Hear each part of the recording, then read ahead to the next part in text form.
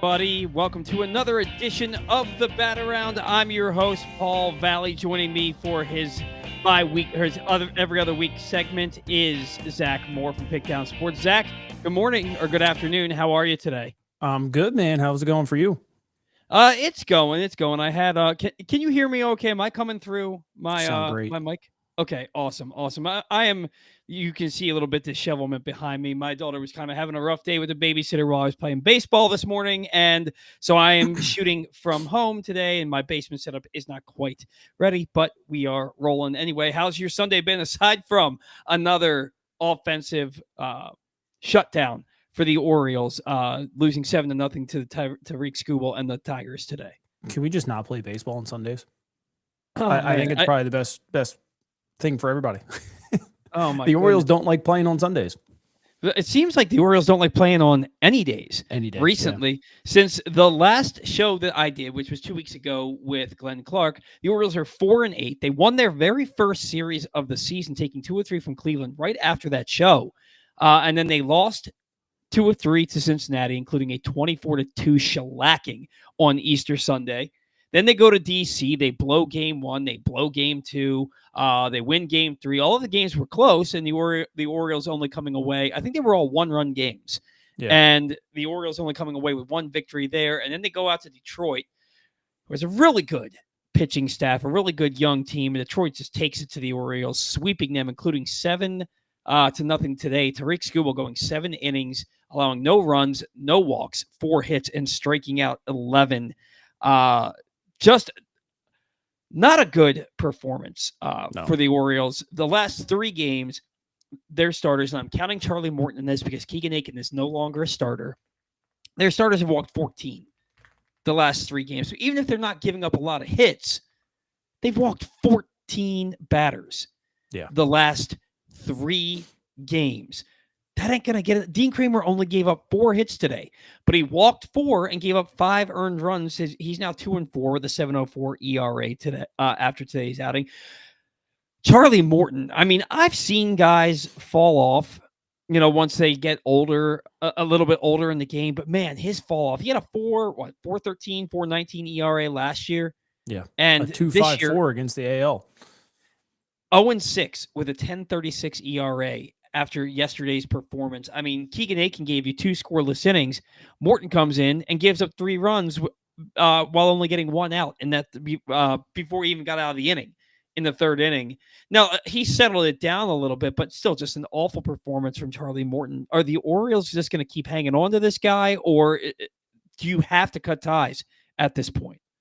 I think they said that they don't need another starter until May 10th, so they have time to put him in the bullpen for a little bit. You get him throwing a little bit more regularly and stuff. I don't think they're cutting ties anytime soon. Which what concerns me the most is just listening to him talk. He feels defeated. He sounds defeated, and it's almost like they can't figure it out. And I'm starting to question if they can. And I say that because we've watched a lot, all phases of this team struggle.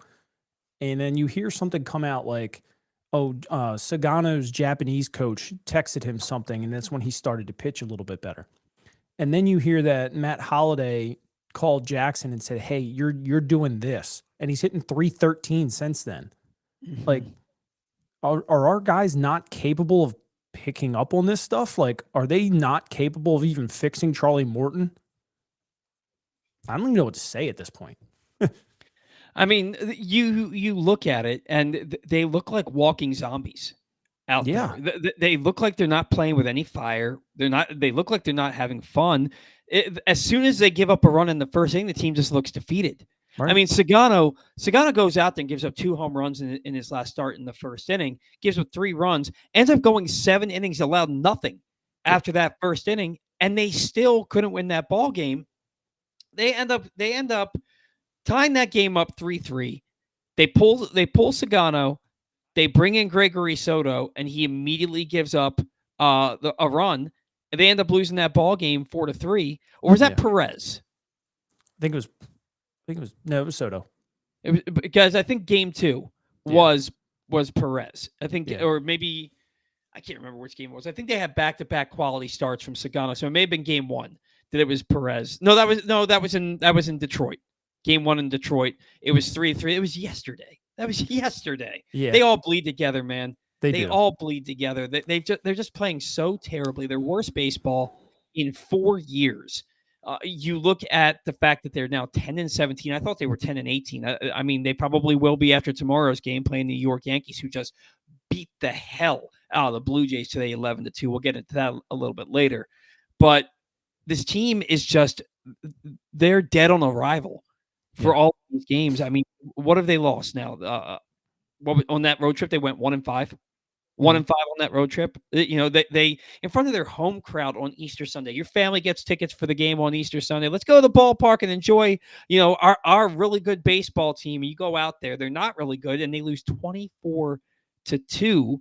Another game started by Charlie Morton, and it's like, what is there even to talk about with this team, man? Every show we say the same damn thing. They Yeah. can't pitch. Their team ERA is 5.28. They can't hit. Their team batting average is 226 with a 299 OBP and a 103 OPS plus. Every day, every show, what's wrong with this team? And like you said, Matt Holliday figured out something with Jackson's swing, and Jackson's playing much better since then. Sagano's translator, was it his translator you said? Saw No, something. it was his old Japanese coach. Was His old watching him on Japanese TV. coach. He's watching him on TV. He says something, and he locks it in. It's mind-boggling to me that these coaches can't figure it out. And here's the thing, Zach. Maybe the coaches can figure it out, but the real issue here is that the coaches have lost the clubhouse. Maybe I feel like Brandon Hyde may have lost his clubhouse at this point. And people keep saying, "Oh, they want to play for him." Do they? Let me Do pull they? up Gunner's quote today, and it didn't do anything for me. So they asked Gunnar Henderson if he agrees with Brandon Hyde that there's no panic, and he said, "Yeah, I mean it's 20 something games into this season, which it's not. It's almost 30. We've been putting together some good games recently, just haven't finished it off at the end. That's the next step." That's all he said. There was no like, "Hey, we're good, things are fine in here, I agree with Brandon," or there was no like, "Hey, it's pretty shitty in here." It was just like, let me deflect this as quickly as possible and not look bad. It could be. It really could be. Everybody's saying the right things. Jacob Calvin Myers tweeting out that Jorge Mateo's dancing around in the clubhouse to Latin music. The vibes are good. Look, vibes There's aren't good, no man. way they Vibes are can't be. not good. You can't be 10-17 and the vibes are good. Right. There's no way that you can hear the criticism, not just from your own fan base, and it's been getting louder. 115 games since June 14th. They're 24th. They're 52-63. That's a bad. They have the third worst record in all of baseball. The only teams worse are the White Sox and the Rockies. You're gonna tell me that the vibes are good in that clubhouse? I don't. If you're telling me, I'm not listening. There's no chance that that's true. This team was 20 games over 500 August 1st last year. 20 games over 500. They were 64-44. And now they're 37-45 cents. 37-45 cents. What the hell happened? You were 20 games over 500. Mm-hmm. What happened? Mm-hmm. And the thing is, Gunnar, Jordan Westberg, Adley Rutschman, Ryan Mountcastle, they're all hitting 220 or worse. Heston Kjerstad's hitting 197. Holiday's hitting 233, and his average has gone up. I mean, you look at Westberg. Westberg's hitting 277, but he was hitting like 217, but he was hitting like 180 something about a week ago. His at-bats are absolutely brutal to watch right now. He's literally lunging at every pitch, getting out on that front side. He's bending the knee, almost like Adley was doing last year. He's just getting on that front side, bending down too much, and just trying to flick a ball off. Terrible bats. Absolutely terrible. Pitch selection across the board is pathetic, in my opinion. And I hate to be that negative about it. But at this point, like, what positive is? I don't see a positive anywhere. Like, cool, Gunner's hitting the ball hard. Okay, cool. They're not falling in for hits. He's not driving in runs. Gunnar Henderson has 39 RBIs in his last 100 games. He's supposed to be a superstar. hitting Mhm. 241 with 39 RBIs in his last 100 games. That sucks. You know who's Yeah. worse? Jordan Westberg hitting 187 in his last 100 games. There's a guy we thought was going to be pretty good. Adley Rutschman hitting below 200 in his last 100 games. What the hell is going on? And like, and I pulled some numbers yesterday. Like, it's not just the big league team. All outside of Norfolk, Chesapeake, Delmarva, Aberdeen, they all suck, and Yeah. they don't have bad players. So I don't want to make it sound like our farm system's terrible. There's good players at all three of those levels, and they're all in the to the bottom half in their leagues in average, home runs, and pretty much across the board. And what I've noticed is there's new metric this year between it's like ground balls to air outs ratio, and they're all hovering around a 1. So they're everybody's just hitting the ball on the ground, like organizationally. Make a freaking change, man, because it ain't working. Mhm. There's no way that we all can sit here and read these stats and they don't, and they're just like, oh, it's gonna work eventually. No, dude. Like, you've got 1,000 at bats here between your entire organization, if not more. It ain't working. I don't know. You're 11 games under 500. Your last 115 games. Yeah. 11 games under 500. You don't have a veteran presence in that clubhouse that can take the reins and fire this team up. There's nobody on that team has that veteran leadership. Setty's trying to do it, but there's only so much that guy can do. It's and then Tyler O'Neill, you brought him in to mash lefties and hit a bunch of home runs. What is he, 2 for 24 against left-handed pitching this year? Strikes out in every big moment possible. Now he's on the IL for the 15th time in his career with a neck issue, neck soreness, whatever the hell it is. So you bring up Dylan Carlson, who can't hit his way out of a wet paper bag. I mean, Ramon Laureano is getting everyday at-bats at this point for this ball club. Now, look, he's actually been hitting somewhat decently. Ramon Arias hit cleanup today. Ramon Arias hit cleanup on your ball club today because of injuries and ineffectiveness. And that's the other thing, man. Let's talk about that injury, though. So Tyler isn't like on his own here. Westberg had some weird back injury in spring training, right? They blamed it on a mattress.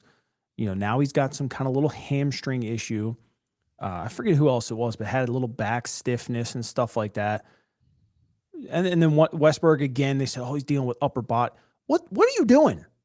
Like, what are you doing to these players where they're all just sore all the time? Because, maybe Tyler O'Neill got neck stiffness from constantly watching a ball whip across his face, in the outfield, just banging off the wall. I don't know. But, I mean, other than that, like, no plays have happened where he would have sustained an injury. Like, are they, what is going on? Like, are you allowing these guys to lift like Olympic athletes? Or are you pushing them too hard before or after games or in the weight room? What are they doing? Because it's a lot of little stupid injuries that are holding guys out. I understand it's April, but it's becoming a pattern. And I'm getting a little sick of it, honestly. It's like when we watched the Ravens 2015 through 2017, where they had 20 guys on IR all 3 years. Yeah. And then again in 2020 and 2021, 20 plus guys on the IR 2 years in a row. I mean, last year was all the injuries to the pitching staff and then fluke stuff like Westbrook gets hit on the hand. Adley takes a backswing off his hand, stuff like that. But now it's just like I got out of bed the wrong way. Right. I threw too hard and did a front flip on my throw home, and my neck hurts now. Maybe that was it, but did he land on his neck? Right. I mean, is he swinging too hard? And the weird thing is the Red Sox put restraints on, or constraints, whatever the correct word is, on Tyler O'Neill last year and how much he could lift. He hit 31 home runs in 130 games. This year, the Orioles are letting him lift any way that he wants. How do you think that that's okay? Look at that guy. That body, you are not meant to play baseball. Not like that. That is a linebacker body. Yeah. That is a body that's right. That is a body that's meant to bust through people once a week. Not play baseball for 3 hours a day, 162 games in 180 days. That's not a baseball body. Gunnar Henderson, baseball body. Tyler O'Neill, that's a meathead, just playing in right field for you. It's just there's something seriously wrong with this ball club. Jabo has a good question here. Is it possible that these core guys aren't as good as we all presumed? I, I don't think so. I don't think you see Westberg be an all-star in the first half. Gunnar Henderson be on pace to shatter the all-time WAR record for a shortstop. Adley hitting 296 with 15 home runs the first 2.5 months of the season. I don't think you see that over that extended period of a time and have these guys be bad ball players. I think there's something a lot deeper going on here. We saw, and I wanted to ask you this, and I don't want to give a lot. You know what? Before we do that, we got to pay bills. Let me do a read here. If you guys want to improve your golf game or learn to play for the first time, the Baltimore Golf Academy has fun instructional programs for the beginner golfer to everyday players. The Baltimore Golf Academy can take your game to the next level. So enroll today at BaltimoreGolfAcademy.com. We saw an article, Zach, in the offseason saying that Brandon Hyde had lost the clubhouse. There was no control in these players. It was treated like a frat house. That Mike Elias is running this team with no checks and balances. He wants to be the antithesis of the Yankees, Dodgers, Cubs, Red Sox. And we all kind of just scoffed at the notion. We all just sat there and said, there's no way any of this is true. This is probably somebody who had one source who was a disgruntled former employee who just, tore the brakes off of these guys. But you're looking at it, and I don't see emotion or passion from these players. Gunner's the only one I see a little bit of emotion from. Gunner and Westberg, when they get out, they're pretty animated about it. But everybody else, they're just going through the motions. If Jorge Mateo is really dancing to Latin music, entering today's game 1 for 19, if he's really acting like that in the clubhouse, he probably shouldn't be here anyway, because you have no idea what's going on. It reminds me of that scene from Moneyball when Brad Pitt's character Billy Bean goes into the clubhouse. He sees Jeremy Giambi dancing on the table, and he beats the crap out of the boombox with the bat, and he says, "That Get sound. out."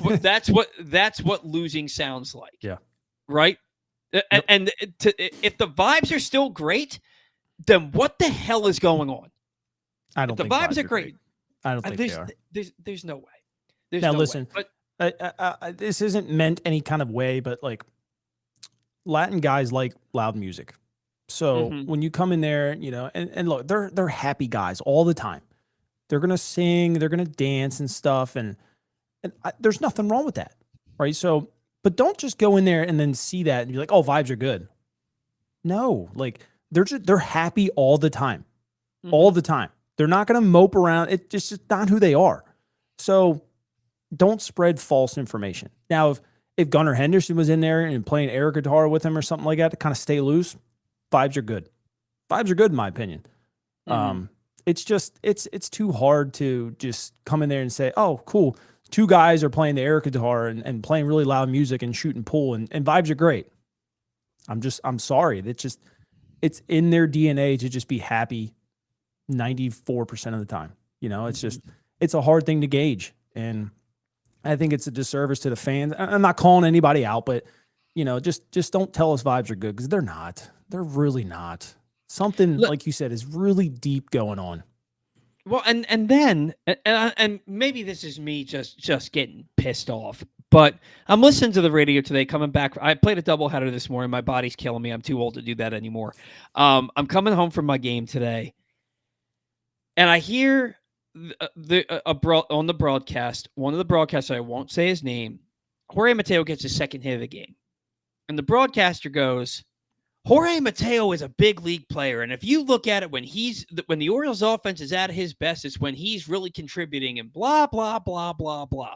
And I'm just like, you just lied. You just made shit up about Jorge Mateo on the radio on the fly, because you mentioned Jacob Calvin Meyer's post from earlier. Out of 325 qualified hitters in the last 2 years to have a combined 500 at bats. He's like bottom 10 in every offensive category Yep. out there, every Yep. single one. And we're going to sit there, and I get it. I get that you have to find something positive to say. Otherwise, people are going to be jumping off the warehouse. You have to find something positive to say during a game, but we're just making stuff up now. How Right. much of the crap, the positivity that we're hearing around this team is just being made up? They're just throwing something against the wall because it sounds right. Yeah. Yeah. Actually, Lewis just put in a perfect comment. I made a comment about that the other night, and you're supposed to be the guy, Gunner. Like, you're literally supposed to be the guy. And when you go and do that, one, you're showing kids that are watching on TV and at the ballpark. That's the wrong thing for a superstar to do. I don't care if you're out. I don't care. You don't even have to. I'm not asking you to run, 4.240 down the first baseline. Just get there, right? Mm-hmm. It's not hard to just give yourself a nice jog. You're a big leaguer, man. It's really not hard. And when you do start to see some of that, now look, if you hit a scorching line drive right at somebody and there's somebody on first and you stop halfway and get upset, that's completely fine. But look, if you hit a hard ground ball to the second baseman, dude, just give me 65% down the line. No one's going to comment on it if you give me 65%. But when you sit there and you lollygag down the line, and to the point where the guy like shows you doing it because he's taking his time watching you do it and makes you look even worse, and you're still out by a step because he held onto the ball for like 6 seconds. He heated up his dinner in the microwave before he even threw it. Like, that's bad, man. You're sending the wrong message, 1, to your team, 2, to the fans, and 3, to the kids that are at the stadium watching a supposed to be superstar. That drove me up a wall. And it's like, wasn't held accountable.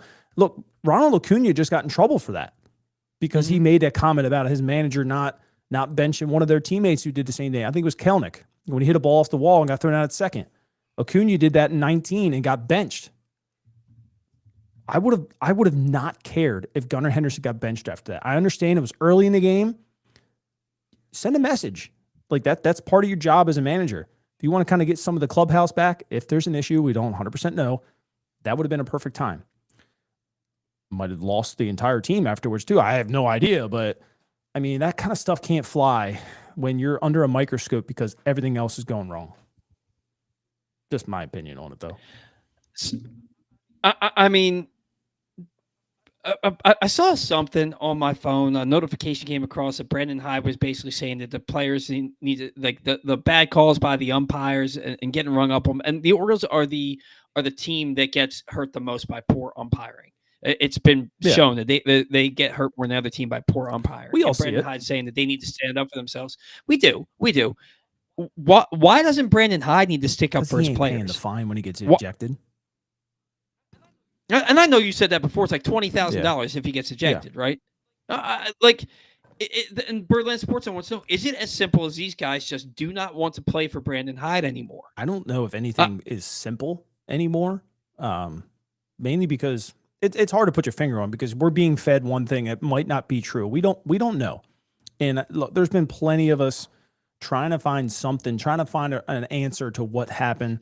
And the players they're saying the right thing right now, like it's still early and blah, blah, blah. But look, when you're playing lifeless baseball like that, it ain't that early anymore. Like, you got to show a little bit of urgency. 100%. So Dean Kramer's quote today: "Bro, it's like only April, and if we win 6 to 7 straight, we're back at 500." And look, that's saying the right thing because it is true. And I get it. This team can't even put together 2-3 games in a row right now. Like, offensively, on the mound. If they do, the bullpen seems to falter that night. Like, they haven't played their best baseball. I think they understand that. So that's fine at that aspect of it, but just be a little bit more realistic. It's okay to be like, dude, we suck right now. And we're doing everything we can do to get back to being a better baseball team, but right now everything we do across the board sucks. I don't think anybody in that locker room would take offense to that because I think everybody sees it. Everybody feels it. Somebody just needs to come out and say it. We suck right now. I don't know what else to do. Yeah. I'm look. I'm not betting on the Orioles to win 6 or 7 games in a row right now. How about you win All one or right. two? When you just went 1-5 on a road trip, and now you got to come home and you got to play the Yankees and you got to play the Mm-hmm. Royals. And I know the Royals aren't playing their best baseball, but they took 2 or 3 from you in Who do they Kansas have City. after that? Isn't it somebody decent? Is it the Angels Probably. who are playing fairly decent? I mean, I think they're like right around 500. They're going to end up with like 72 wins this year. I'm like, Yeah, but they the got the Orioles, they Twins, so have they're the away at the third. Twins and away at the Angels, and then come home with the Twins and then Nationals, and then dude, they could lose a lot of games in a row here. I mean, but here's the other thing, man. Like let's see. They got the Yankees. They got Kansas City.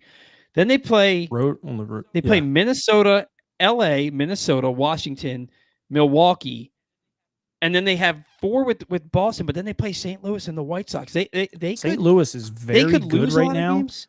They're very good at home, I should say. Very, very good at home. They were struggling really bad on the road, but they are the best offense in baseball. Yeah. Really. Oh, dude, watch I one of mean, their but games. St. Louis is in They're Baltimore they're though. averaging 10 hits a night. You know, they're runners in scoring position. They're right around like 280 or something like that. Last time I looked. They're hitting the ball. And if we come into that series and not hit, you're going to give St. Louis a couple wins on the road that they're struggling to do this year. Now, their pitching's bad. Their pitching might be just as bad as ours. It's not on numbers, but they're pretty bad. But you get like Sonny Gray that night, and then you don't hit. They've got a lot of guys in that lineup that are really hitting the ball right now. So the Cardinals are 12-16 right now. They're 3-7 in their last 10. Yeah, check their road record But though. It's really bad. they're well, and the Orioles play them in Baltimore. So the Cardinals' road record, they are 2-11 on the road. They're 10-5 at home. I mean, the Orioles also play the Brewers, who are 5-11 on the road. They've got the White Sox coming up. They've got Minnesota, who is they're the worst team in Minnesota is baseball. 12-16. Yeah. Nah, man, the White Sox are the worst team. The White Sox and the Rockies. The Rockies are 4-23. Is that what they are after today? Minnesota's just. Let me. I mean, some people picked them to win the Rockies division. are They're just 4-22. terrible. Yeah, I mean they've turned it on a little bit. They're back to 12-16, but they're 3-10 on the road, and the Orioles have them in Baltimore. They have them on the road, and I mean in Minnesota, and then they have them in Baltimore. But look, man, there's an opportunity here for the Orioles to get right. The Angels are 12-15. They're back under 500. There is an opportunity for this team to get right here. Heading into May. You got a tough draw taking on a first place Yankees team, and then having the Royals come in, who not that long ago the Royals were like 8-12, or like 8-11. They were under 500, and now they're back to 14-15. It's going to be a tough home stretch, but then you have an opportunity there to really go out and play some good baseball. Maybe Zach Eflin comes back by then. And you've got Zach Eflin, Sagano. And look, I'm trying to be a glass half full guy here, because everything's been running on empty this entire season. There's got to be something for this team to get kickstarted. Maybe you need, and you want to say maybe they need some home cooking, but they had a 9-game homestand where they went, what was it, 4-5? Give me your it was a 9-game homestand. Give me your May record. So there's 28 games, 27 games. Give me a good May record that would make you feel comfortable, knowing that you have all those teams at home. You know, you're finally getting out of your tough April stretch. What will make you feel comfortable in May? So you said there's 27 games. Now we look, the front half of that is pretty decent, you know, with the Royals and whatnot. Nationals are a tough team. Red Sox are in there, but most of this month looks winnable. What would be you've got in May the teams that you're going up against. So let me take a look here real quick. So the Brewers are under 500. So in May, every single team that you play in the month of May, except for the Red Sox, is under 500. You have an opportunity here. What would I love? 19 wins. You need to win 19 games to get your season back on track. What would I accept? 15. 15. If they win 10 15 and games this go month, if they 15 go and 10 12. and 17, is Brandon Hyde fired? Seeing at who they're playing against. I don't see how you can't Yeah. fire him. I think he should be. I mean, his team is he has superstar players. You named them: Adley, Gunner, Westberg. All three of those guys were two of them were starters, and one was a reserve in the All Star game. And all three of them are hitting well under 200 or 200 or worse. Well, Gunner's hitting 241, but 39 RBIs in his last 100 games. All three of those guys are playing substandard baseball right now. You've got superstars up and down your or guys who have the potential to be superstars or at least better than average big league players up and down your lineup, and they are all failing collectively and have been for almost a calendar year. I look at that and I say, as a manager, you're supposed to be getting the most out of your players, and you're getting the absolute least out of your players. If the Orioles get out of May and they're 20 and 34, You got to go. there shouldn't be a single you can't fire the team. There shouldn't be a single coach or front office person whose job is safe. There just shouldn't be, and I want to get back to that article that I was bringing up because I didn't get to finish making my point there. I got off in a tailspin there. I mean, Mike Elias, if he really does want to be the antithesis of the Yankees and the Dodgers, wouldn't he go out and sign Charlie Morton for $15 million and the 35-year-old Japanese rookie for $13 million and a 37-year-old Kyle Gibson for $5 million? Wouldn't he get rid of Danny Coulomb for $4.4 million, who's now one of the top 2 or 3 left-handed relievers in baseball this year? Wouldn't he do something like that? I don't want to give credence to that article because it's a lot of unnamed sources that are in that article, but everything that was laid out, it kind of seems like it's true. Right. It's sad. I mean, you and I went live together talking about it, and we were laughing at it basically. Like, Major League Baseball franchises don't operate that. Like, and here it is getting thrown right back in our face. And again, I have no idea. I can't remember who wrote the article or list. the website that was published on. Yeah. The pitchers list. I don't know who the source is. It could all be BS. But that article comes out, and then the Orioles are playing in a way that suggests everything that was said in that article is true. And then my question is, what is ownership doing? And I get it that David Rubenstein, him letting Mike Elias do what he did this offseason is what he was going to do. Yeah. It's what David Rubenstein was going to do. He's sitting behind home plate during those games. He's sitting there talking to Cal. Do you really believe that David Rubenstein is sitting there, doesn't know what's going on, doesn't hear how loud the fan base is about hating who's running this ball club right now? Do you really think that he's that tone deaf to then allow his bobblehead to go out there and, we're cheering on the team, and they have him in the clubhouse talking to his team before the season started saying, I'm going to do whatever it takes to give you guys what you need to win a World Series. Well, so far, you're not. At what point does David Rubenstein say, look, you're going to cause me to lose money. We got to get this straight. At what point can you start holding the owner accountable for letting the same guys run this team down the drain? I don't know, to be honest, and I don't want to just throw a number out there. It's hard for an owner. Somebody made a good point on Twitter the other day. It might have even been Tay. I don't remember. We didn't like it when Angelo stepped in. He made that decision with Chris Davis. He made decisions with managers and stuff. Nobody really liked it. Leave the baseball minds at a baseball mind. So you don't want him to really step in too early. So you want to leave your baseball minds to do these things. And Cal's there. I mean, Cal's not going to let them, really go off the rails, so to say. But, I mean, even like Michael Argetti, like you said, these guys they're not going to lose money. Like when I can promise you when these guys come home, that stadium's going to be fairly empty. And where it's going to hit them in the pockets is when it's finally going to be like a Friday or Saturday night and that stadium's empty. And then I think you start to peak a little bit of interest. Right now, being it is April, we've heard it for a long time, and we've seen teams get hot and stuff. I'm not saying we're going to, but they're going to let it play out a little bit. And that's kind of why I asked about May. Like if they suck in May, you damn well know more than just Mike Elias is going to look at that schedule and be like, we probably should have had a winning month here. And if we didn't, I think then we start seeing heads roll. Now, if they play 500 and they start to not look as lifeless, I think then it gets extended into June, obviously. But it's all going to come down to like just how do they perform and are they responding? And that's my biggest thing is just how are they responding? Like they look dead. It's like they could just care less. And we know they don't. Like they do care. Like because this is their career.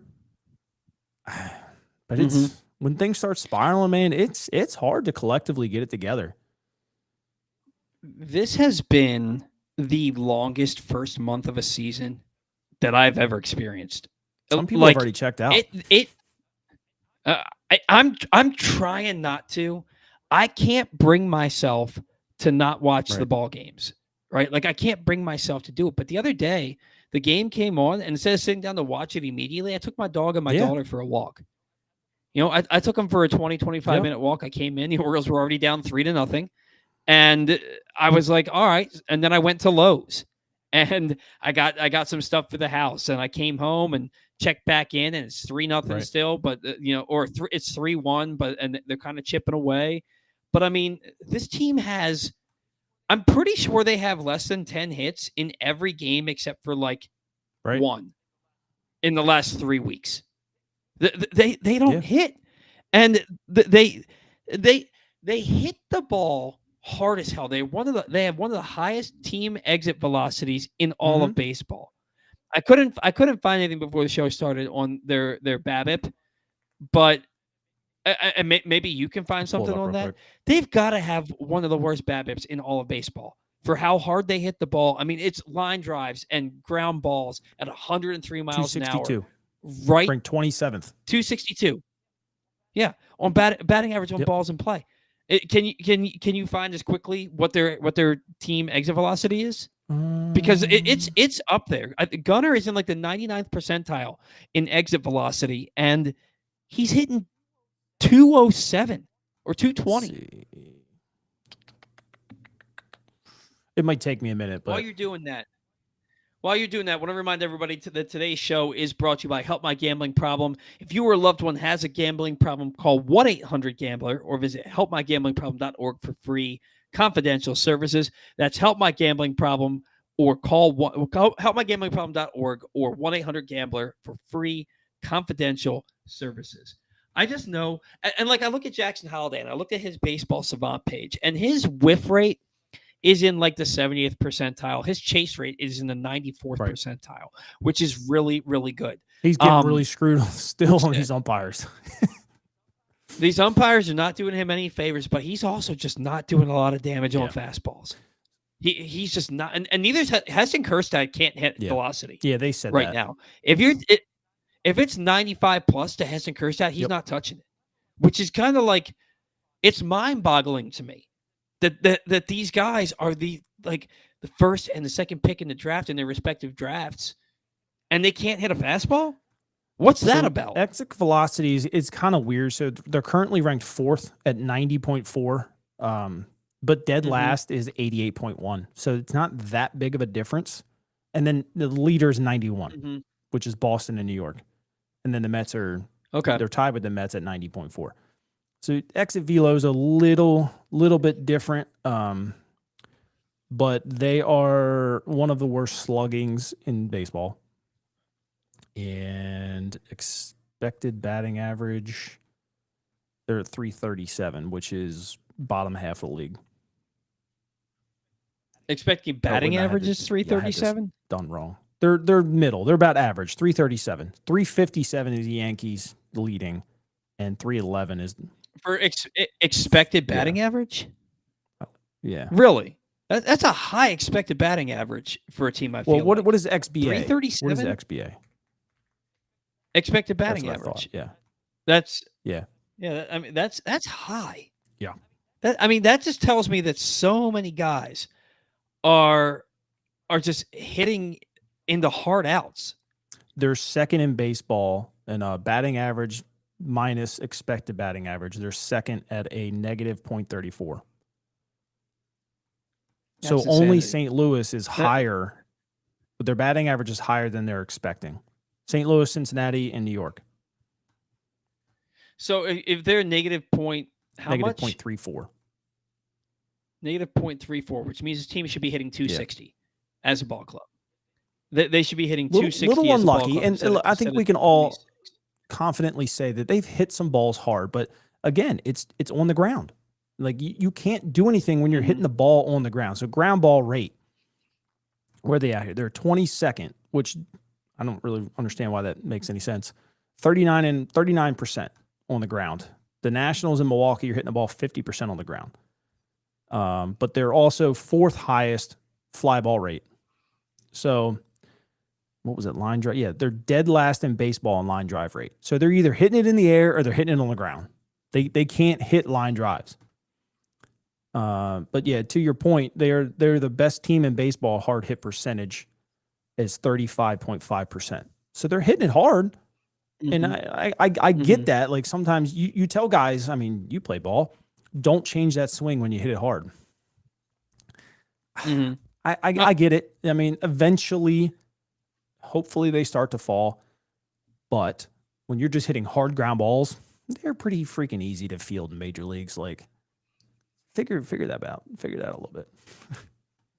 Dude, speaking of me playing, you just reminded me. Like I dealt with the same thing today. I had 5 at bats. I barreled the ball all 5 at bats. I had one hit. But you're not going to I change had that one hit. swing, and I get it. No.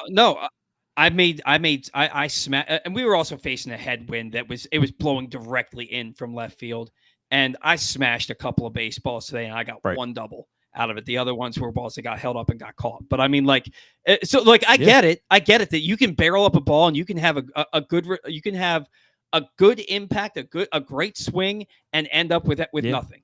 You know, I get that. It's just the fact that it's happening to every player on this team right now, collectively, and like maybe that's why the vibes are better than maybe they are better than they should be, because they're hitting the ball hard and they just know this is going to turn around. You know, this team could very easily go out, you know, get Zach Eflin back in May, maybe get Andrew Kittredge back at the end of May. They could go out and win 17, 18 games in May. And then it's like, we all feel really stupid for reacting the way we did about I don't think April. we do. I really don't, because they haven't given us a reason to feel confident that they can turn it around. Like if they were losing games, like look, we expect the pitching to suck. And if they were losing games, you know, 8-7, that's one thing. But when you're losing 7-0 and consistently scoring less than 3 runs, that's another. Like you can't hit. I understand that you're hitting the ball hard. No, that's cool. You're not scoring runs. Your runners and scoring position stats are absolutely abysmal. You're giving almost no one just that warm and cozy feeling that you're going to turn it around. I don't care that you're hitting the ball hard. I really don't. We've seen today a couple duck farts scored runs. I would love for those to go our way. They don't. Maybe we hit them just a little too hard. I don't know. But let's figure something out. I mean, it's pretty telling that after a game in DC where the Orioles won 2-1, they went what? 1 for 8 or 2 for I think they went like 2 for 11 with runners in scoring position. They win that ball game 2-1. And Brandon Hyde's talking about this one felt good. I'm going to enjoy myself a drink on the ride over on the flight over to Detroit. And it's like, what? Like you barely beat a bad baseball team 2-1. You lost the previous 2 games. Like you were that close to getting swept by one of the frankly worst teams in the National League. And we're excited about that. That's what happened to this point. And here I keep thinking about the 1996 Baltimore Orioles, because something about that team, I remembered them being really good to start the year, really squandering things for a big chunk of the season, and then getting hot the last third of the year. So I went back and looked, and their first 13 games, they went 11-2. 11-2. They then lost 14 of 18. I'm sorry. They lost 15 of 19, I believe it was. I believe they went 4-15 over their next 19 games from 11, and I remember that they were 52-52 after 104 games. I remember that because I remember it being like, man, this team is supposed to be so good. They have all these all-stars on their team. They've got Roberto Alomar and Cal, and they've got Brady, and they've got um Palmero. Like they're supposed to be legit, and they're 52-52, which means that they went 41 and Yeah. 50. 41 and 50 after an 11-2 start. And then the rest of the way, I'm going to go down and look. They were 52-52 after a loss. I'm sorry, 51-52 after a loss to Cleveland on July 28th. The rest of the way, they finished that season, I believe, 88-74. The rest of the way, they went 37-22. 37-22 the rest of the season. This team has that run in them. This team, and the big problem with the Orioles, despite having guys like Mike Mussina and Scott Erickson in their starting rotation and David Wells, the problem was that team gave up 903 runs in 1996. Do you see a correlation here? How this team can't pitch and they're going to need to score a ton of runs. You know how many runs that team scored? 949 runs. And that's why they won 88 ball games, despite the fact their team ERA was well above 5, and they gave up 903 runs. This team you can win ball games with a bad starting staff. Mike Mussina, that year he won 19 games, but his ERA was like 481. Like you can win ball games with a bad to mediocre starting rotation, but you got to hit. Didn't the Dodgers just win a World Series with a bad starting rotation because they were all hurt? Mm-hmm. Everybody got Gio. I wonder what's similar there. Every good pitcher you have is hurt. I mean, Glasnow got hurt again today, by the way. Shocker. No way. No way. So that's guess who's likely probably going to go after Sandy Alcantara now? No, Gio, like the rich get richer. But I mean, I look at this team and I look at the 1996 team, and that team, our parents were probably pulling their hair out watching that 96 ball club. I remember being a kid watching that 96 ball club and being like, what the hell's wrong with these guys? Go play. You guys have such a good team. Go play. And then they ended up getting hot. This team has it in them to go out there and play, to go out there and win ball games. It's just, and Brandon Hyde said it, and I agree with him. Although I remember Ray Miller calling out his team in 1998, and it was not good. Like they were like, why are you guys playing so poorly? He goes, go ask the players. They're the ones out in the field. It's true. And like you it's true, but you can't say that. Yeah, but it probably shouldn't be the manager who's got the clubhouse like right there with him. I mean, Brandon Hyde saying like these young guys got to learn to turn the page. They got to learn to not let one bad affect the rest of the game. And he's not wrong. He's not wrong. But how are you expecting to win your clubhouse back? Making comments like that. But this team can go on a run. If they go out and they play all teams that are under 500 in the month of May, they don't as it currently stands, not one opponent in the month of May has a winning record. Not one. Go win 18, 19 games. Do we expect the 2023 Baltimore Orioles in the month of April to go 19-9? But they did. June last year. I don't think anybody in June expected them to have such a good record because the competition that they were playing was incredible, and they did.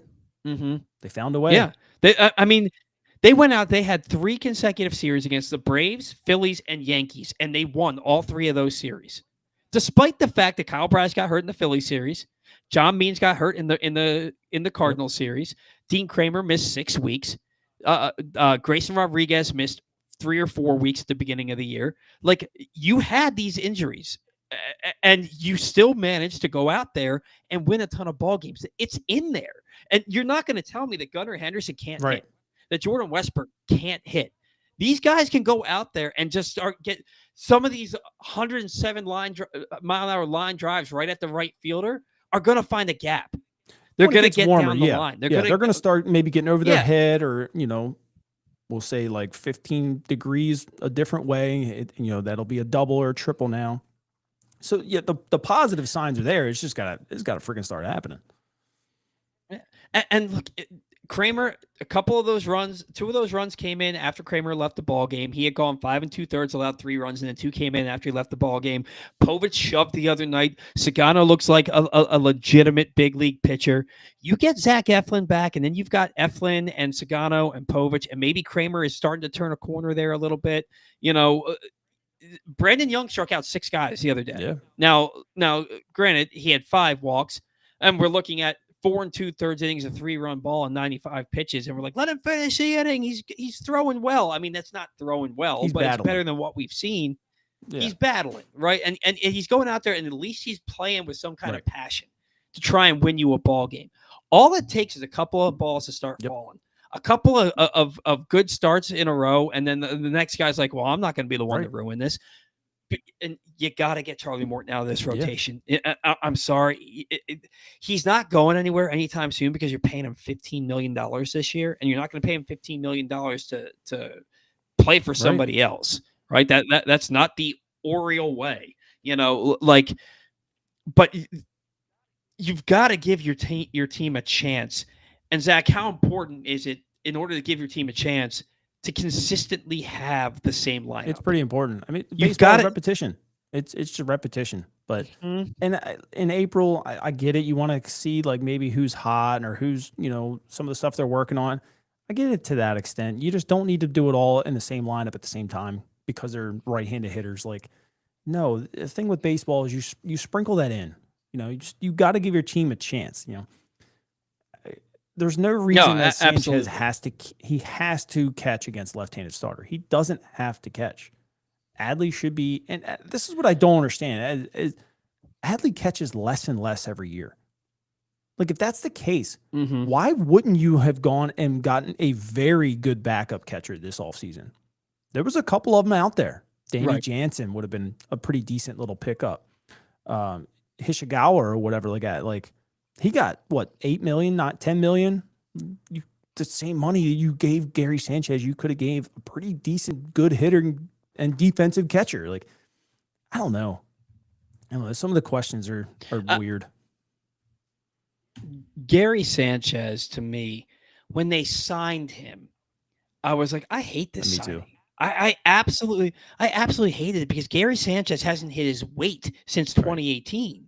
He's not that guy that hit 34 home runs in his first full season. He's not that dude. He only caught 22 games last year. And James McCann caught 50-some plus. Like, are you just expecting Gary Sanchez to come in here and catch 50-some games? Hell no. His body's going to wear down. He's not used to it. I didn't understand it. Right. Like, was he a stopgap until Basayo or somebody like that or Silas Ardon? Look, Silas can come up here and be your backup catcher right now. He could be like what Taylor Teagarden did, where he played 22 games that one year. Silas is a very good defensive catcher. He handles the pitching staff very well. Why? Why do you need Gary? I understand he's a rookie, but if he plays the way he's supposed to as a backup catcher, it doesn't matter. He's going to play 25, 30 games a year. That doesn't matter if he's a rookie. I don't get it. And then I go back to the winter meetings when they're asking Mike Elias on television on MLB Network, why'd you move in the left field wall after moving it so far back? And he says, giddy as a schoolboy, I wanted to sign O'Neill and Sanchez. And I was just like, really? Right. Like, that's who you wanted to that's who you really wanted to sign. Like, Tyler O'Neill, I get. I talked myself into Tyler O'Neill right before they signed him. You were on the show when I did it. Gary Sanchez, like, you were giddy about that. He hasn't hit like that since 2018? Right. Like he hit what, like 217 last year with 11 home runs, and like that's what we were giddy about. Like, and he's got 3 hits this year. I can't get on board, man. I look back at 2014, the 2014 Baltimore Orioles won the division despite the fact that Matt Wieters had to have Tommy John surgery. Matt Wieters missed the entire, basically after the first month, missed the entire rest of the season. Chris Davis got suspended for using Adderall without an exemption. Manny Machado had another knee injury, and yet that team won 96 ball games. Nick Hundley was their backup catcher, and he ended up being thrust into a starting role. You give me a backup catcher like Nick Hundley, I'm good. I'm good. A guy who plays great defense, he can hit a little bit. Like, I'm good. I don't need I don't need Gary Sanchez Could have on had this Carson team. Kelly for the same amount of money. And I, Kelly's hitting the I ball. just, You yeah, know? I can't get on board with some of the stuff that they did, and like I don't know, man. I think more than anything, Mike Elias is to blame for what's happened in this season to Rightfully this so. point. I like he did nothing to make this team better. They got arguably worse. Now look, Anthony Santander is doing what Anthony Santander does in the month of April. I think he has one home run for them, and he hit it against Mhm. the Orioles. He's a negative WAR player right now. And Corbin Burns, his last couple of outings have been pretty decent. I think he's gone 6 innings, a 3-run ball, and 6 innings, a Yeah. 2-run ball. But I mean, his ERA is still about 4.5 through 6 or 7 starts, so it's not like he's setting the world on fire. But like Corbin Burns sure would look good pitching on a mound for the Orioles right now, and Anthony Santander would be great for that clubhouse right now. Instead, you've got a guy who cares more about showing off his biceps than he does about hitting Yeah. home runs. I just. I think we're all Anyway, on the same page. You know, and all the fans see it. Um, yeah. I've been look, man. I've been calling out Brandon Hyde since Game 108 of yeah. 2022, and like part of me feels vindicated that like so many people are seeing what I've been seeing for 3 years now. But at the same time, I don't want to feel Right. that way. I want this team. I still want to be mad that the Orioles are winning games despite how much I think Brandon Hyde sucks. Like happy that they're winning games, but mad that Brandon Yeah. Hyde's the guy behind it because I don't think he's that good of a manager. You know what I mean? And now it's like I don't want to be right about the guy, Right. but I feel like I am. I just think I he's don't think anybody just a truly wants to be negative about this team, right? We want a good baseball team, and it's easy to be negative right now, but we don't want to be. You know, and it's yeah, nobody wants to say "I told you so" because that means you really yeah. suck. I You know? you know we started seeing the cracks in the foundation Yeah. last year in the second half. We started to see when the offense started falling apart, guys started getting hurt, and the rotation started falling apart. The bullpen started falling apart. We were like, man, they don't look good. They're going to make the playoffs because they played so well the first half that they'd have to fall flat Hmm. on their face. But now they've fallen flat on their Yeah. face. And I don't want them to have. I don't want to be to be right about what we all were seeing last year that's now bled into Right. this year. I would much rather them be playing some of the best baseball of any team going right now. But at the same time, if this is the worst that they're going to play, and then they have 5 straight winning months after this month, I'd rather it be out of Yeah. the way now and get hot at the right time. And this team has an opportunity. You go back and you look at that May schedule, not a winning record amongst any of your opponents Yeah. for May. Win 17, 18, 19 ball games in May, and then you're looking in June at getting Grayson back, and in July you're getting Right. Bradish back. Like, you know, today's show brought to you by Glenn Clark Radio. If you missed anything from Glenn Clark Radio this week, including conversation with Pat Ricard, new Maryland quarterback Malik Washington, Buck Showalter, Judd Fabian, incoming Maryland transfer Miles Rice, and more, you can find them all now in the Glenn Clark Radio Week in Review feature at PressBoxOnline.com. And as always, watch or listen to GCR every Monday through Friday at 10 a.m. at PressBoxOnline.com/radio or right here on Facebook and YouTube. All right. AL East roundup today. Blue Jays took on the Yankees. Anthony Volpe homered, doubled, and drove in 2. And Austin Wells smacked 2 doubles, driving in 3 to pace the offense, while Max Fried put in yet another dominant performance, tossing 6 innings of 1-run ball as the Yankees pounded the Blue Jays 11-2. In Cleveland, Jared Duran had 4 hits, but it was Ceddanne Rafaela who set the tone out of the 9-hole with a double and a home run to drive in 5 to back a quality start from Brian Bayo as the Red Sox crushed the Guardians 13-3. When I last checked, it was the 4th inning out in San Diego. Tampa Bay and San Diego were tied at 1 apiece. I'm going to check the scores right now to tell you that it is currently Rays 3, Padres 2, middle of the 7th inning for the Rays.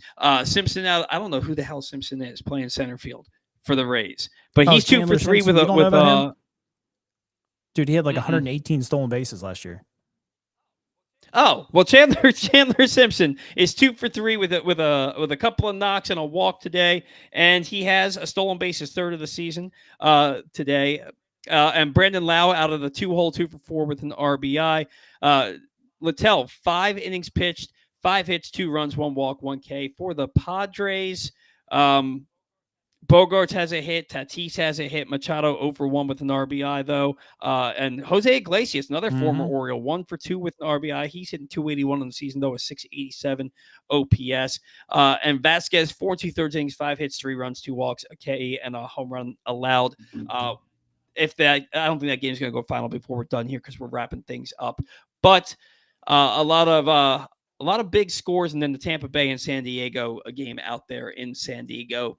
That part of the show today is brought to you by County Sports Zone. Find every score from every high school sporting event all year long at countysports.zone.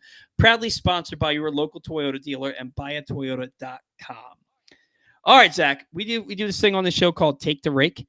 It's been 3 weeks since we picked our players, so we have a 3-week stretch of games here. You took Heston Kjerstad, and I took Gunnar Henderson. Neither one of them have played particularly Nobody's well. played well. Heston Kjerstad, in the last 3 weeks, he is slashing 182, 234, 409 with a 643 slugging percentage. Does have a double and 3 home runs amongst his 8 hits with 8 RBI, but 1 walk and 11 strikeouts in 47 plate appearances. And then Gunnar is slashing 246, 290, 446, 736, 5 doubles, a triple, 2 home runs, 4 RBI, 2 stolen bases, 4 walks, 17 strikeouts in 69 plate Repeat appearances. That again. 4 RBIs in 3 weeks. 4 RBIs in 3 weeks from your Gunnar Henderson. superstar. Well, I mean, it's incredible. Mm-hmm. He's got to pick it up. They've all got to pick it up. I mean, we could look at Adley and see that over 22 in there, that Jordan Westbrook over 30 in there over that stretch. I mean, they have all got to pick it up. Suffice it to say, I'd say that I won Take the Rake for the last 3 weeks. Gunnar Heston hit more home runs, but Gunnar has extra base hits, higher batting average. I had to look this up. Slugging and OPS. Well, I think we're losing you there. More strikeouts too, with 17, but he also had 3 more walks. Oh, you got me? Am I still here? There we go. Yeah. You're cutting it out with the Wi-Fi, I think. Okay. I think it's because I have so many boxes open. Anytime I open a new box, like a new window tab on my computer feed slows down. I didn't realize I left Jabo's post up there this entire time. I'm gonna go ahead. I get the pick first here. Remember, the only rule is I can't take Gunnar. You can't take Kjerstad for the next Take the Rake, which will go till next week. God, it's so hard to pick anybody right now. Give me Ramon Arias. He's the only one taking. He's the only one taking professional at bats on this team, and it's crazy because this time a year ago I was like, get this guy off this team, and now I'm picking him for Take the Rake. I'm going to take Ramon Arias. Sorry for stealing your thunder there, man. Who you got? I'll take Mullins. Mullins, okay. The only decent at bats right now, like you said, between those two. Well, we should say 3. Ryan O'Hearn's taking some good at bats too, but I'll take Mullins. Yeah, and the thing is, if it's a lefty, Ryan O'Hearn's not playing. Mullins is playing every day. If it's a lefty, O'Hearn's not playing. Like, what did you think about him being 3 for 3 with a home run yesterday, and sitting, and then getting benched for a pinch hitter, with the tying run on base? How did you feel about that? I wasn't shocked at this point. I wasn't shocked whatsoever. I wasn't shocked. I didn't agree with it though. No, I didn't either. I would never agree with that. But at this point, I'm just like, whatever. Like, I expect the unexpected at this point. Yeah, but that's the problem, is that it is expected. Yeah, it is expected. 3 for 3 with a home run. I don't care if you have in his prime Randy Johnson out there. You ride the hot hand. You absolutely ride the hot hand there. Got to talk about this. Remember we talked before about the top of our lineup absolutely sucking? Uh-huh. All right. Last 20 games, Gunnar Henderson is hitting 220 with 2 home runs, 4 RBIs. Right? We talked about that. Jordan Westbrook, 177, a homer, 3 RBIs. Adley, 186, 2 home runs, 5 RBIs. Tyler O'Neill, 208, 2 home runs, 10 RBIs. So you're what? You got 10, 14, 17, 22 RBIs out of the last 22 games out of your top 4 hitters. That's insane. That's That should be one that's player. pathetic. That's That should pathetic. be one player. Yeah. Like, my God, my God. 22 RBIs out of your top 4 hitters. You and I got into it with this guy on Twitter during spring training. He was talking all this trash about it. It's this guy named Tom, and he gives me a lot of crap about his stuff. And then but then we were on a lot of the same side on a lot of other things also. Talking all this trash about Adley Rutschman and how last year the second half is who he is. He's just not that good, and we both have staunchly defended Adley. Not he's got a pretty solid whiff rate. Like he's one of the better guys in the league. His chase rate's not too terrible either. Yeah. Like his heart, he barrels up a lot of balls, but he just doesn't have a lot of high exit velocity. He makes contact, I feel like but like he just needs to quit hitting left-handed. you think that's what it is? I'm probably going to do a video about it. I'm going to start looking into it. Remember when they told Cedric Mullins, "Hey, let's just focus on left side," and he hit a 30-30 season? Mm-hmm. Like, what if the Orioles just like, dude, we just hit right-handed? Yeah. I don't know if that's going to fix anything. That's why I'm going to try and like maybe do a video and look into it. But baseball is about reps, and if you're splitting and you're struggling, maybe make a change. I don't try it for a week. Like just take every one of your bats for 5-7 games and see what the hell happens from the right side. Who the hell knows? Maybe your eye is just a little bit better. Maybe your fast twitch muscles are just a little bit better. It's getting really hard to defend Adley Rutschman. Look, at the time, and this is what I always argue. At the time, Adley was the better pick. You take a standout catcher who can hit, who teams fear so much that they intentionally walk you with bases loaded. In the biggest stage, right? Wasn't that the College World Series? Yeah, that they did that. Yeah, that he was the most feared hitter in the country. That was the right pick. Now, what he's at now, it's very easy to look back and say they should have took Bobby. Very easy now. But at the time, Adley Rutschman was the unanimous number 1 overall pick. And there's no arguing that. He just hasn't gotten any better. Yeah, it's he hit, what was it, 36 doubles in 113 games his rookie year. And he hasn't sniffed that in a full season since. Yeah. And again, some of these balls are gonna start dropping. They like eventually. That's what happens. The odds say that you're gonna stop hitting into some bad luck. But man, oh man, are they hitting into a lot of bad luck? I mean, they're getting like 6 hits a game at best. Right. Recently, it's been brutal. It has been absolutely brutal. Today's show has been brought to you by K Live Casino and Hotel. You can join Press Box's Glenn Clark inside Sports and Social Live Casino and Hotel next Saturday, May 3rd, as he hosts a Kentucky Derby watch party and celebration. Kentucky Derby's already here. I know. Holy crap. The festivities kick off before the race at 5:30. Wear your Derby best because there will be grand prizes for best dressed and best hat. Plus, we'll draw names of horses, and everyone who drew the Derby winner will get great prizes as well. After the race, stick around to watch the Canelo Alvarez-Williams skull fight, plus baseball and playoff action on the 100-foot media wall. That's all next Saturday, May 3rd, inside Sports and Social at Live Casino and Hotel 10. My mom's upstairs watching my daughter right now, and she loves the Kentucky Derby. She throws her parties with mint juleps and all that. And then her name's Susan, so she loves she loves Preakness with the black-eyed Susies and all that. Like, my mom loves horse racing. She's like one of those old school people who just loves crap like that. Yeah. But also today's show brought to you by the latest edition of Press Box, which is available now.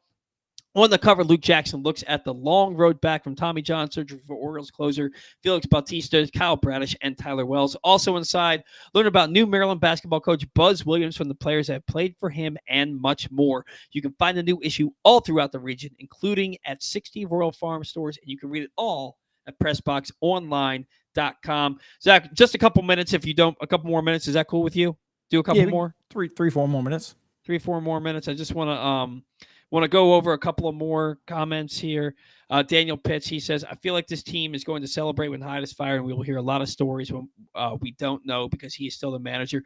One, I don't think that they're going to actively celebrate. You're not going to see that. No team Yeah. is going to celebrate playing so poorly that their manager gets fired. Maybe they turn it on because it's finally like the straw that Right. broke the camel's back, like what happened with the That Phillies. would be their celebration. Yeah. Yeah, They come out with like a big hit party or go on a winning streak or something like that. But you won't hear anybody physically say anything. yeah, and you're not going to hear any stories about the manager. We might hear them a year or two down the line, years down the line. You're not hearing anything as soon as Brandon Hyde gets fired. I do believe that if the Orioles don't turn it around in May, if this team misses the playoffs, I think Brandon Hyde gets fired. If they win 10 games in May, Zach, I don't see how you continue to move forward, Brandon Hyde. Part of me, a very small part of me, but part of me is surprised that he's still around, and I think it's only because it's the first month of the year. Yeah, That's really what it is. Jason Spears, he does a big time podcast for the Indianapolis Colts, big Orioles fan. The way they are playing is a reflection directly on Brandon Hyde. They have to make a change. His voice is stale. Zach, you're nodding your head. You agree with that? I agree. I mean, you're always a reflection on your manager, and this team just hasn't shown us anything to defend it. I go back to the quote from to the line from Remember the Titans. Attitude reflects leadership. Mm-hmm. Look at the attitude of this team. Yep. Look at how they carry themselves out there. They all look defeated the second they walk on the field. You're not going to tell me that that's not a direct reflection of the culture inside of that clubhouse. Yeah, I just don't see. I don't see how the vibes are any good. How they're still playing hard for Brandon Hyde. Any other comments that you've seen on here that you want to get to? I don't want to keep you too long, man. No, not really. Let's see. We went over a lot. I mean, it's a lot of it's the same. A lot of it is the same. It's Brandon Hyde sucks. Michael Elias is to blame. And right now, I agree with it. Yeah. Why does Adley suck right now? Why does Gunnar suck right now? Who threw the Gunnar in the home run derby last year? All that stuff. It's hard to not be negative about this team right now. Right. It just is. They're not playing good baseball. They played 27 games. They have 10 wins. They have the third worst record in baseball, the second worst run differential. They're just not a good baseball team at this moment. Doesn't mean they can't be. Doesn't mean it's not in there. Doesn't mean that that the same players who led this team to one of the best records in all of baseball. Literally in June, they had through like the middle of June, they had the best record in baseball. Mm-hmm. This team was 49 and 25 at one point last year, and the wheels fell off. They've fallen off. They haven't been put back on yet. But it's in there. It's in there for this team. They need some veteran leadership and they need some pitching. But more importantly than anything else, the stars on this team, the guys who are supposed to, this team goes as they go, Gunnar, Adley, Westberg, they got to get it together. Yep. They got to start hitting the baseball. Before we go, you asked me what I thought would be a good record for this team in May. What do you think a good record would be for this team in May? And do you think Brandon Hyde survives the season? I think you have to find a way to win at least 16 games. 16-11, I think, makes the fan base feel a little bit better. 17-10 would really make people feel pretty decent. Yeah, you get back to 500. Yeah, but if they go any bit below 500 in May with that schedule, you got to make a change. Yeah, there's no question about it. We're all already beating the door down about it, like you said, because it's April. It's not going to happen. But you come out and you face, I don't know how many series they have, but it's 27 games. So 23 of them are against teams below 500. If you can't go above 500 in that, you're doomed. There is no coming back from that. 27 games against teams that all have losing records right now. 27 games, that's 9 series in a row against teams that currently have losing records. Right.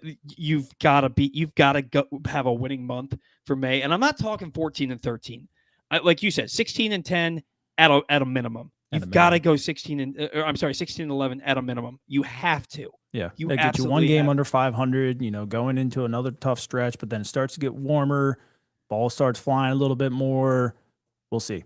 But if they do anything less than 15 wins, I think you absolutely have to make some kind of change somewhere. Either send down a few guys and bring up somebody else, or you have to get rid of Brandon Hyde. I don't think there's any other excuse after that. One good question. Any moral victories to harp on this weekend? Moral victories. Yeah. I mean, I thought Cade Povich pitched very well. Did not pitch well to start before. He didn't go out on that mound and toe the rubber thinking about his last start. He put it behind him and he gave the team a chance to win. And thankfully they did for him. I would call that a pretty good victory. Batista looked like he started to care a little bit more. We saw 98 a couple times. That splitter started to look pretty good. Command it's a work in progress, but I mean, you could tell in that at bat, like he felt it. Okay, this is big. We got to get this, and he started to buckle in a little bit. So it was that little game there. That 2-1 win was promising to see. Moral victory there. Obviously, they crapped the bed afterwards, but I'll tip my cap to Cade Povich there for just not dwelling on what happened before. They played 4 straight 1-run games. They only won one of them, but they played 4 straight 1-run games. They're playing closer games. They had back-to-back quality starts from Sagano and Povich. Sir Anthony Dominguez looks like a dude right now out of that bullpen. Batista came in a 1-run save, and he shut the door, like you said. And then finally, and I just want to know what you think who the next manager is, because AJ says below 500 will make me feel better because the Britton era will start. It would be Chirinos before Britton, I think. I think it would be Chirinos too, and I don't know that the next manager is even on this ball club. I think the interim manager obviously is, but I don't know if the next manager is in this organization right now. I agree. So, all right, Zach, thank you so much. Anything you want to plug before we get out of here? Nope. I mean, if you guys want to just talk ball, I'm on Twitter, Pigtown Sports, spelled how it sounds. YouTube, same way. I mean, I do breakdowns of players, other different stuff, long form content, some live streams. So if you're bored and you want to head over there, come drop a sub and let's talk ball. Yeah, Zach's always doing something live. It seems like every day you're on there talking about baseball, which I love because we're cut from the same mold in that regard. So thank you to all of our sponsors. Without you, we do not have a show. Thank you to Zach Moore for giving us his time and time away from his family to be part of our show every other week. So thank you, Zach, for doing that for us. Thank you to all of our loyal listeners, viewers, and fans. Without you, we do not